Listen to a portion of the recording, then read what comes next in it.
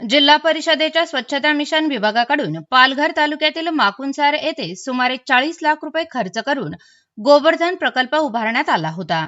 मात्र प्रत्यक्षात गोबर उपलब्धता पुरेशा प्रमाणात होत नसल्याने प्रकल्पाची आखणी सदोष ठरली असून या प्रकल्पातील रबर गॅस बलून उंदराने कुरतडल्याने शासकीय निधीचा अपव्यय झाल्याचे दिसून आले आहे। जिल्ह्यात नवनवीन प्रकल्पासाठी निधी आणला जात असताना विविध विभागातील प्रशासकीय उदासीनतेचा परिणाम दिसून येत आहे। घरगुती गॅस आणि वीज निर्मितीच्या उद्देशाने पालघर तालुक्यातील माकुणसार गावात उभारलेला गोबरधन प्रकल्प जिल्हा परिषद प्रशासनाच्या निष्काळजीपणामुळे धूळ खात पडून असल्याचं समोर आलं आहे। शासनाने ह्या प्रकल्पासाठी जवळजवळ 40 लाख रुपये खर्च केलेत, पण त्याचा अजूनपर्यंत गावकऱ्यांना काहीच फायदा झालेला नाहीये।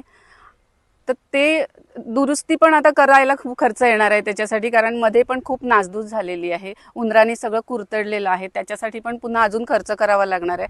तर त्याच्यामध्ये लक्ष घालून ते पूर्णत्वास नेऊन गावकऱ्यांना त्याचा कसा फायदा होईल किंवा फायदा होण्यासाठी ते पूर्ण करून द्यावं एवढीच इच्छा आहे।